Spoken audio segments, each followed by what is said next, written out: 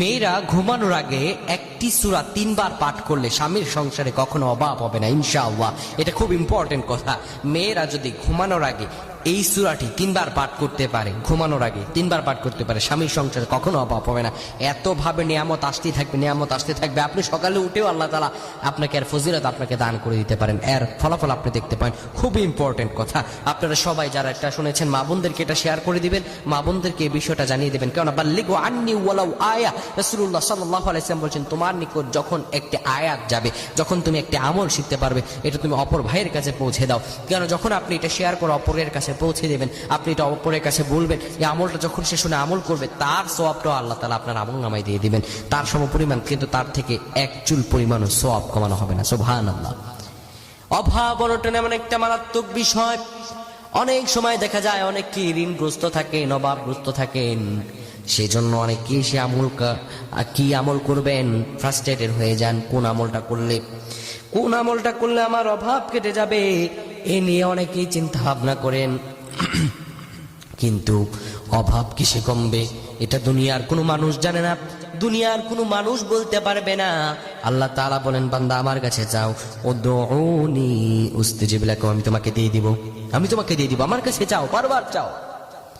আল্লাহ রাব্বুল আলামিন শুধু তাই নয়, তার পরিচয় জানায় দিচ্ছেন। আল্লাহ বলেন, আল্লাহু দাঈফু লিমান ইয়াশাউ ওয়াল্লাহু ওয়াসিউন আলিম।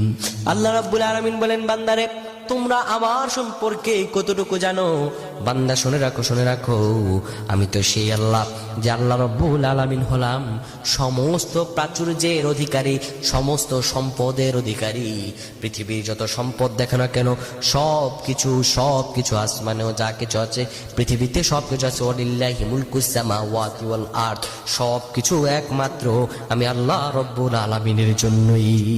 তাকওয়া থাকতে হবে, ভরসা থাকতে হবে। তো মা বোনেরা যারা আছেন, তারা যদি এই আমলটি করতে পারেন, আল্লাহ তাআলা আপনার চোখের পলকে ফলাফল দেখিয়ে দিবেন ইনশাআল্লাহ। ঘুমানোর আগে ওযু করে নেবেন, ওযু বানায় নিয়ে আপনি যখন বিছানায় শুবেন, বিছানায় বসার পরে আপনি এই একটি সূরা 3 বার পাঠ করবেন। সেই সূরাটি হলো সূরাতুল ইখলাস। কত সুন্দর সূরাটি কত সুন্দর সূরা, একাত্মবাদিতার সূরা।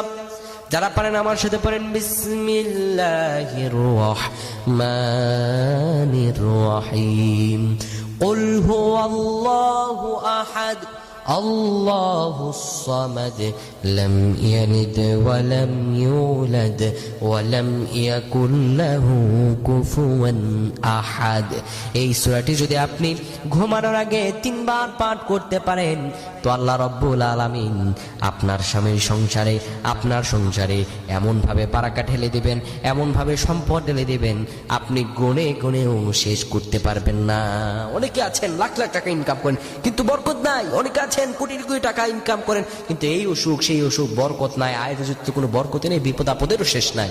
এই বিপদ আপদ থেকে আল্লাহ তাআলা আপনাকে বাঁচাবেন, তার রহম দিয়ে আল্লাহ তাআলা আপনাকে ঘিরে রাখবেন, আল্লাহ তাআলা আপনার মনে সব আশা পূরণ করে দিবেন। কিন্তু প্রপার ওয়েতে আল্লাহ তাআলার কাছে চাইতে হবে।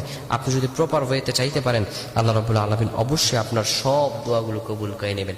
আল্লাহ আপনার যত চাওয়া আছে, যত মনের আশা আছে, আল্লাহ তাআলা সব চাওয়া আপনার পূরণ করে নেবেন। আল্লাহ রাব্বুল আলামিন আমাদের মনের সব আশাগুলো পূরণ করুক, আমরা সেটাই চাই। আর আল্লাহ তাআলার কাছে আমরা বারবার দোয়া করি, হে আল্লাহ আপনি আমাদের মনের আশাগুলো পূরণ করেন। যে ব্যক্তি দোয়া করে, আল্লাহ তাআলা বলেন, যে ব্যক্তি আমার উপর ভরসা করে, আমি আল্লাহ তার জন্য যথেষ্ট হয়ে যাই। তাই আসুন বেশি বেশি দোয়ার মাধ্যমে আল্লাহ তাআলার কাছে চাই। আল্লাহ তাআলা আমাদের প্রত্যেককে কবুল করুক। আমরা পড়ছি আল্লাহুম্মা আমিন।